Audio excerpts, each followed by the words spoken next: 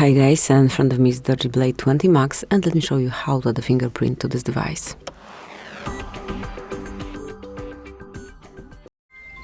So at first, enroll settings. Then from main settings list, so from this one, select security and privacy, go a bit lower and mark device unlock. Here we've got fingerprint and face unlock. Draw your unlock pattern and click on fingerprint.